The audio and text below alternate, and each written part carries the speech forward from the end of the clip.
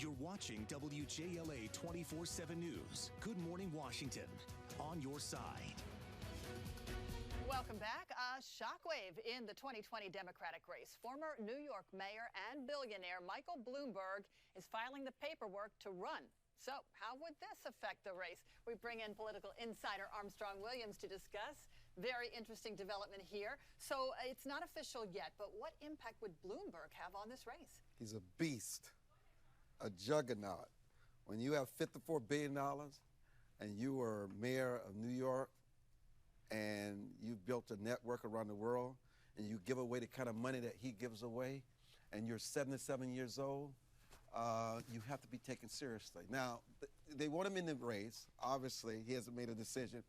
But you're already hearing with Elizabeth Warren, Bernie Sanders always slinging the shots at him because he's a threat. I mean, he's reasonable when it comes to school choice, when it comes to police frisking in New York, which he was highly criticized for. He's not so far to the left and he's not so far to the right. And he says the other candidates can't win against Trump. Is he right about that? I'm going to let the voters decide that. I'm not going to answer that question. The voters will decide that.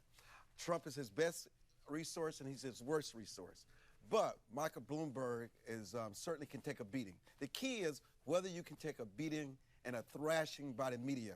And he certainly has been weather beaten. He can handle whatever they throw at him. They're going to go after him with all their wealth. They're going to say, you got these billionaires running for office. Trump is a billionaire. We don't need another billionaire. You know what? You can see the narrative now. And you also don't know what else he's connected to. But he has the credibility, the integrity, and he is tough as nails.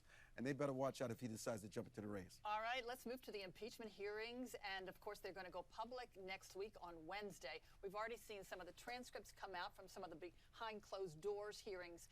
Why is this important? What can we expect? Many people are wondering why it's so important. The bar is, Melanie, is whether or not, let's just say Trump said all the things that he's been allegedly accused of. Let's just say he did. Does that rise to an impeachable offense? Also, Melanie, you're only hearing one side. They're not being challenged by Trump's lawyers. They're not being challenged by the Republicans. All they're doing is getting these softball, tough questions from Democrats who are more their allies because they want to impeach President Trump. Once it gets to the Intelligence Committee, then Trump's lawyers will get a chance to tell their side or ask questions. Then you have a real kangaroo court because you have one diplomat who said it wasn't quid pro quo. Then 24 hours later, he changed his mind. What caused him to have a change in memory all of a sudden? It's just like somebody says, I wasn't sexually harassed. Oh my God. But I was. Something clicked in me. It takes lawyers to get down into the nit and the grit to really vet these witnesses to see where the truth lies. All right. Well, we do know after Tuesday's elections, there was a huge Democratic blue wave taking effect across Virginia in particular. What are the big takeaways, in your opinion, from Tuesday's election? Well, you know, the Republicans maintained the gubernatorial seat in Mississippi. And listen, Kentucky's still up in the air.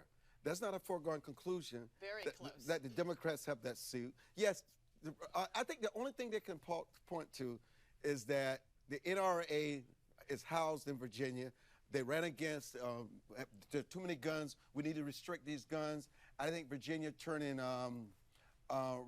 blue for the Democrats is a big deal. It hasn't been done in a very long time. I think that's something we can point to, and it's significant. All right. We'll have to leave it there.